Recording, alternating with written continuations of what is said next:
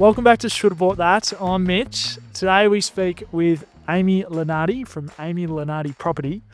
Amy is great at narrowing your focus and making sure you have all the tools and resources you need to purchase your perfect property. It can be a little overwhelming. Amy's your person to help guide you through the process. Thank you so much for coming on. Talk to us about your journey, first and foremost, and how you became involved in the property industry. Yeah, so I've been doing this for about 12 years now and previously worked for the government. So a little bit different to property, a little bit more slow paced. I know not all government roles are like that, but mine certainly was, and just was really interested in property. Started off at very much an entry level position and wage, and then worked my way up from there, and now have had my own business for about 5 years now. Okay. And what was your first role in property? What were you I doing? worked in leasing. Okay. Yeah. So you got a good understanding of how that side of the business works? Yeah, and then I was just extremely lucky to get an entry-level role into advocacy. It's actually quite a hard role to transition into. It's not a huge industry because a lot of people will come into advocacy from sales or just another property type of role. So yeah, I was just very, very fortunate. First home buyers, your specialty, the type of people you like to work with. Do you feel there's been a lot more have come forward as well in the last couple of months? Yeah, there has Yep. been. There has been. Yep. So it's just general confidence because, their parents might have been sort of saying, "Oh, just wait and see what Yeah, happens." amazing, And yeah. it's kind of just that social proof and that social momentum. Once you start seeing things happen, and late last year, it was a case of, because it was so slow, there wasn't that much competition at auctions, and people would look around and say, "Oh, well, why would I rush into it?" But now, once they see things start to sell quicker, some properties sell for more than, the quote range and more than they expect, they think, "Oh, okay, I have to do something soon, just in case this keeps on happening." And my motto is never to be pressured, but you still need to be proactive. I would say as soon It's a as good you're saying. I like that. and yeah, it's just a case of, I think once you're both financially ready and emotionally ready, there's no reason to not get started straight away, because then there's another P, be proactive, pressured, but also have a little bit of patience as well. How many P's can we There's get 3 through? Ps. Yeah, Yeah. okay, good.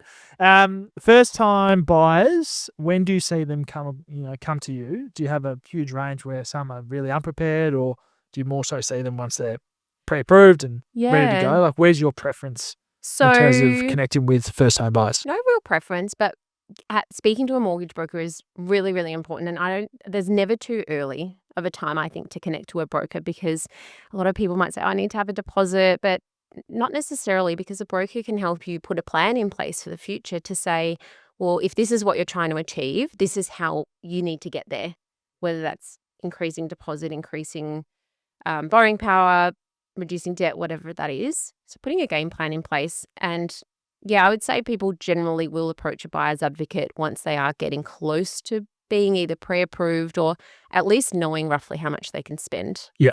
Yeah. Okay, that's key. Good answers, and I think that's a fair assumption across the board. Do you get many that are pre-approved and been sitting there for a little while and then need Yeah. some more help as well? Yeah, definitely. Yeah. So some people will come to me and say, "I know how much I can spend, but I have no idea what I can buy."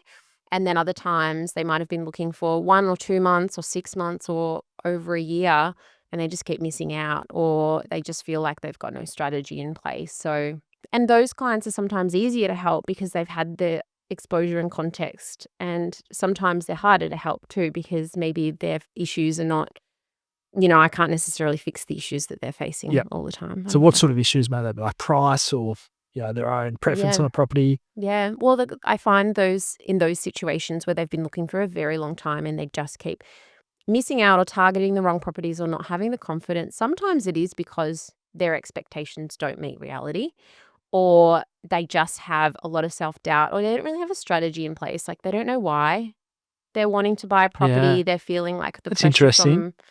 the pressure from their parents or pressure from friends or just the world, that they've got to buy something, but maybe what they can afford right now is not Is not the what they type of want. property Yeah. they want. And Have you then, had many that have gone and not bought because of that? Yeah. Because you've actually opened them up to, I guess, thinking more deeply about it? there's been certainly some where I've said, look, I think that based on what you've told me, maybe just wait a couple of years. I spoke to someone recently where their borrowing capacity was based on the profession they were in, was very likely to go up quite significantly. And the type of property they could buy at that point in time was not what they wanted. Not one was necessarily going to grow in value. So I just said to him, what's the rush? What's the point?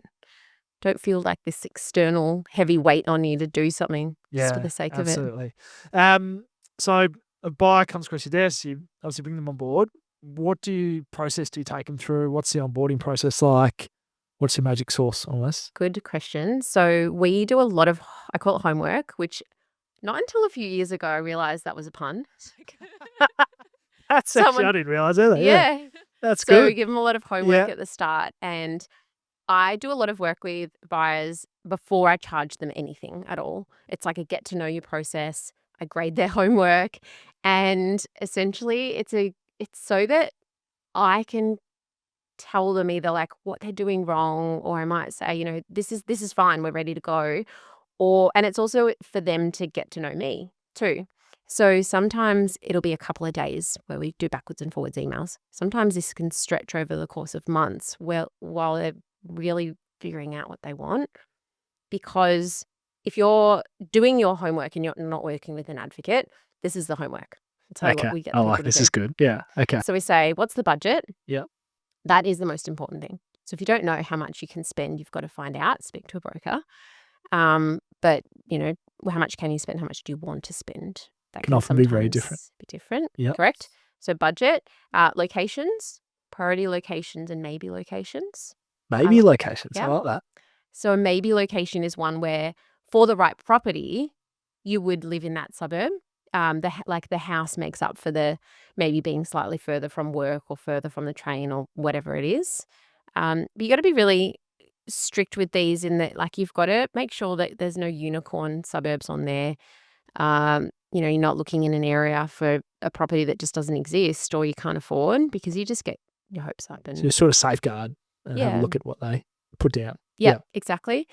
From there's the property characteristics. So, your non-negotiables, your bonuses. Your non-negotiables have to be so strict to say, okay, well, if a property didn't have these elements, you wouldn't even look at it. So sometimes people will say to me, separate toilet is a non-negotiable. And I'll say, well, what if I had the dream property off market and didn't have a separate toilet? Do you want me to send it to you? They say, yes. So that's not a non-negotiable then. Okay. It's like stress testing all of these that's things. cool. There's so much backwards and forwards. And this could be to do with how far away is it from the train station? Because sometimes people will say to me, I want to be walking distance. And I'll say to them, okay, well, I found you the dream house. It's a 20-minute walk. It's a 30-minute walk. Do you want me to send it to you?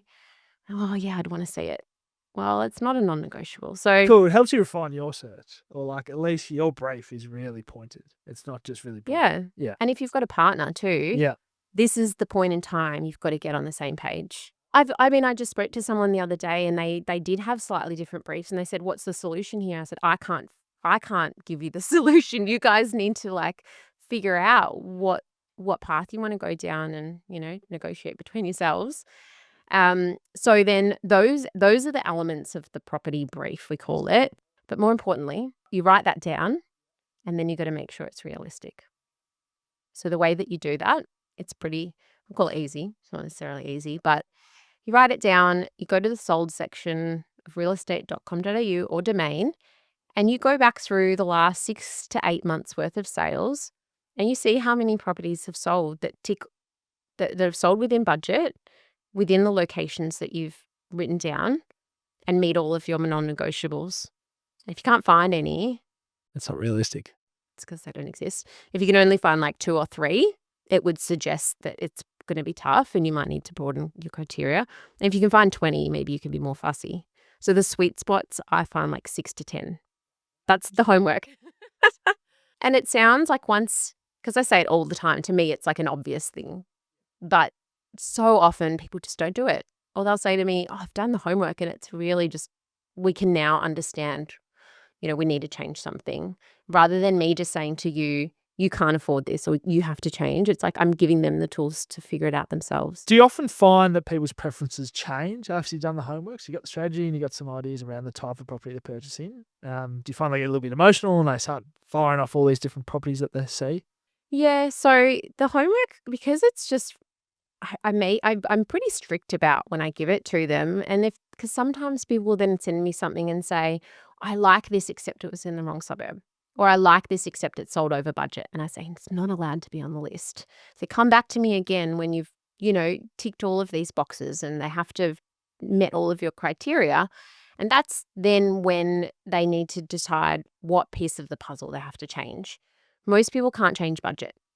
Although sometimes people then go to their parents, or they'll, you know, magically somehow find money elsewhere, go reassess their borrowing capacity.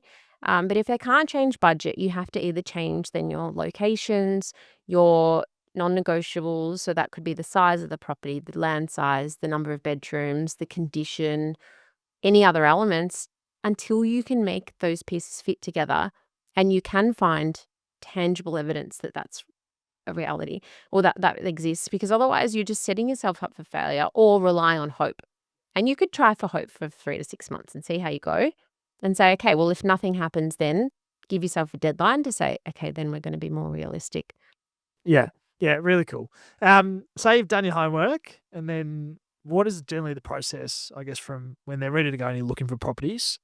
Is the usual time frame of when people usually buy in 4 to 6 weeks, or is it? Yeah. Well, on average, I would say 6 to 8 weeks. Okay. But everyone's different. Yep. I've bought as fast. I've bought same day before, because some client came in for a meeting. They told me their brief. I said to them, I actually know a property that's perfect for you off market. Can you go see it today? They bought it the next day. That is extremely rare. And, within a couple of weeks, sometimes it's very, very rare for us to be working with a client for longer than 6 months.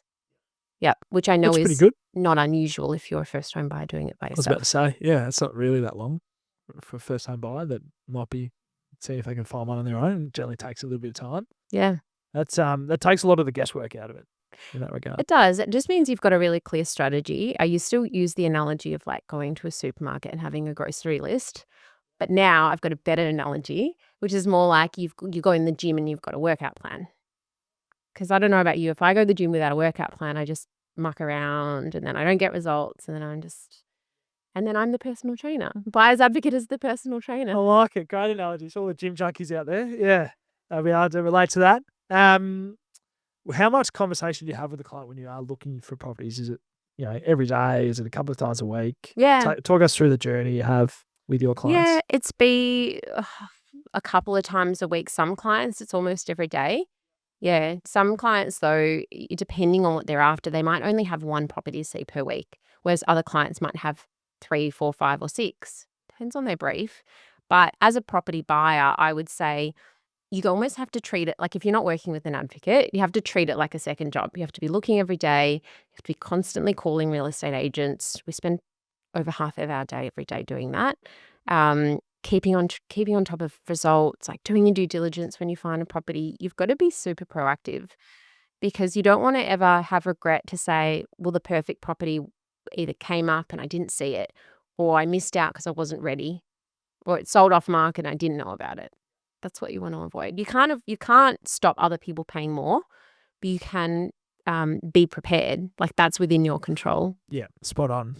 Have you got a recent story of a client, obviously, if you can say so, that had been looking for a little while and then you managed to find one off market, or wouldn't have found the property unless they'd engaged your services? Plenty. So just over the last 10, we buy on average 30% off market. So, and there's so many different situations I had one where we were looking in Carlton and in just a small amount of streets, like a very small, it was just a very small pocket. And I said to her, as long as you're patient, I'm confident we can find what you want because your budget is suitable. It's just not many options, small area. And we ended up contacting all of the local property managers in the areas in blocks that we'd identified were suitable. And we found one that way. So we bought, it wasn't even for sale. It wasn't even an off market. It was like an off market. That's pretty rare that would happen. Usually we get these off markets just through our constant, I call it polite nagging of agents. And Polite nagging. yeah, I like that. touching base with them all the time. Yeah.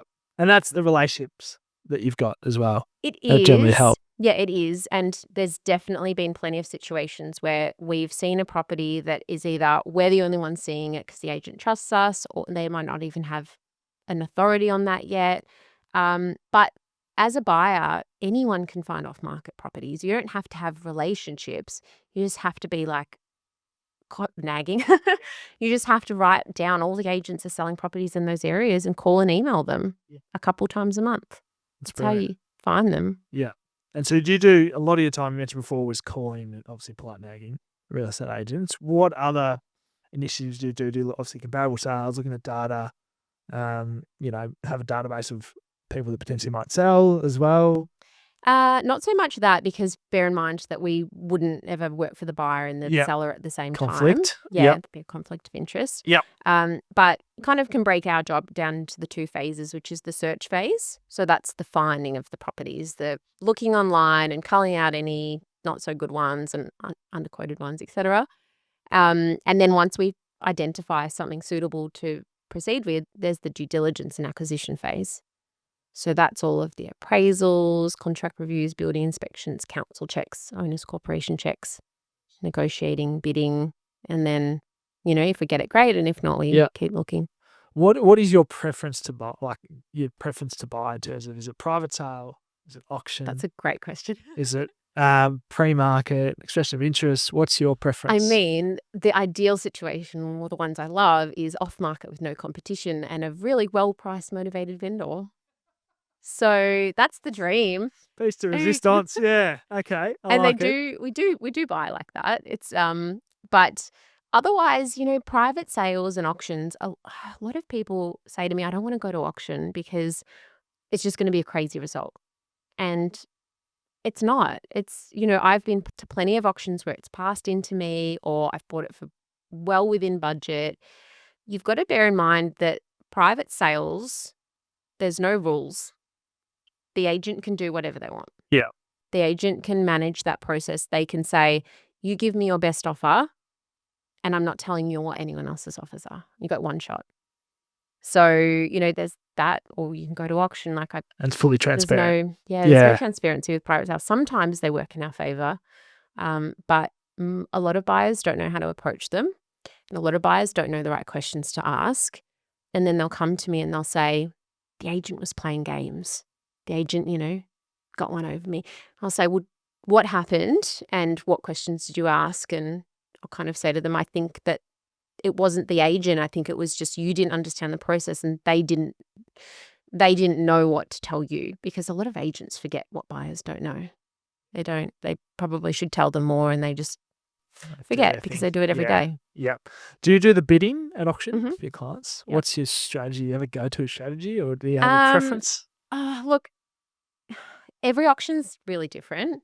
My overarching strategy is to bid just really loudly, really confidently, really quickly, so that anyone who's come to auction without a game plan or without a budget in mind, which I would say is at least half of people, to be honest. Really? Yep. That's amazing. It just means that, they're not there thinking, they're just looking at me like, oh, she's probably not going to stop. And I look at them and I often see them pause or stop or look at their partner when they've got to their, limit that they thought they might go to. And then it's just really terrible position to be in, where you're then sitting there thinking, do I keep going?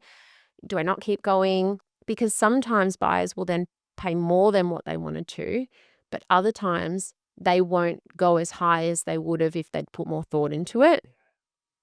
So it goes both ways. Do you have one purchase that sticks in your mind that was really proud to work with, or something that was a really good story that sort of sticks out along your journey? I know you've been doing it for a long time. Oh, I had one actually a long time ago in Yarraville where there was a property online and we thought it was lovely, but we knew it was going to go over budget. So we didn't bother, and it did go over budget by about $60,000 or $70,000. And then the agent called me a couple of weeks before settlement to say, this buyer can't proceed with the sale. Would you be interested? Wow. At your budget? A couple of weeks before settlement. So we bought it from this other buyer who hadn't settled it at $60,000 less. So that original buyer essentially contributed 60 grand towards, he's forfeited 60 grand worth of his deposit. When you're dealing with real estate agents, it can be easy to get frustrated because sometimes they are frustrating, but you've kind of got to just grin and bear it because if they want to deal with you and, you've got a good not a relationship, but that's probably the wrong There's an element word, of but trust. it's an element of trust, or if you're just a decent person to deal with, like they're more likely to call you later on with opportunities or off markets or. And you put yourself in that position more Yeah. than others. Yeah. Yeah. When you've got clients that you got auction with and they get outbid, how do you manage their emotions and move forward to the next option? It can be so hard because when we're talking about property, it's not like buying a car, or I'm sure some people get emotional about buying a car, but a lot of people just picture themselves living in this property and raising their family there, and they can get really emotionally connected. So it can be devastating when they miss out. When you miss out by a little bit, it feels kind of worse because you're like, I was so close. But I say to people, that's actually best case scenario, because it means that what you're wanting is just within reach. And, if that other person hadn't been at auction, you would have got it. Versus if you're constantly missing out and you're the third or fourth underbidder, or it's going, 5-10% over, then your strategy is totally wrong and you need to recalibrate. And also another tip is just to not take too much time recovering from that if you can. Yeah. To get on to the next one, pick yourself up. Yeah, sometimes I'll meet clients and I'll say, what about this one that sold a few months ago? Why didn't you look? Oh, I wasn't really looking at the time because I was taking a break. And I just think it's kind of like online dating. You go on a date and you're with someone and you break up, you just get back out there again. Some dating advice as well. I like it. Yeah. Yep. Apartments or houses? Do you have a preference? Do you sort of lean towards on the other? Okay. BMWs or Mercedes. I just well, no, not really. It's like they're going to be a totally different price within the same suburb. So you're not comparing the same strategy in the same brief. So I would say that you got to come back at the very beginning, say what's your strategy, which is your why. Why are you thinking about doing this? What are you trying to achieve? Like, what's the longevity of this property? If lifestyle is important to you, then maybe an apartment in a fabulous location at this point in your life is more important. Because if I said to you, you could be in a house, you could have 3 bedrooms, a big backyard, and maybe more capital growth, but you're going to be nowhere near your friends or family and in a location which you don't love, and you're going to be there for the next 5 years, what would you say? You'd say, well, no thanks. Also, some people might say, well, that's fine because, for me, I want to protect the longevity of this property, and capital growth is more important. But I've seen apartments in really great suburbs outperform houses in certain areas much further out from the city. So it's absolutely not the case of, apartments are always a terrible investment, but there's such a big sliding scale of different apartments. Yeah. So would you say the location of an apartment is almost more important potentially? Well, if you go down that path and you say an apartment is what I want to do, then you say, well, let's find the best type of apartment I can in this area. So it might be a case of then understanding, buying in a more boutique block, understanding owners' corporation fees and any maintenance or big ticket items that are coming up, trying to buy off main road. Like there's so many elements there. But you just can't compare houses with apartments. It just gives you and in the same suburb, a house might be 3 times the price of an apartment. So you're either then saying an apartment in this suburb or a house 10, 15 suburbs away. If you give first-time buyers one tip, what would it be? I think coming back to that homework, that is my biggest tip because no one does it or people don't do it thoroughly enough. And then if you don't have a plan or a strategy to start with, it is going to feel really overwhelming. And you don't know what you don't know with property. So you got to get out there and go to inspections, go to auctions and learn the lingo. And when I first started in property, I didn't know what the word settlement meant. And I pretended like I did for a few months. Oh, that's good. And an agent might say to you, okay, you can make an offer and you can be conditional and all these words, and you'll be like, what does that mean? When I was building our townhouses like a few years ago, when we hired the builder, I was trying to pretend like I knew more about building than I really did. And pretty quickly, I just said to him, I've got no idea what I'm doing. I want to learn. Teach me. Teach me everything. And then I felt more empowered through the process. So now when I'm going to do it again, I feel more confident. So yeah, you just got to have that exposure. Great advice. Amy, thanks so much. You've been a wealth of knowledge. I love the homework that you do with your clients to get them in the right direction and to enable their property purchase. Thanks for coming on. Very Appreciate your welcome. time. Thanks for inviting me. Thanks so much to Amy Lunardi for coming on the podcast. What a great episode. Hopefully she's helped guide you in the right direction and you're not too far away from finding your one property. Look forward to seeing you next time.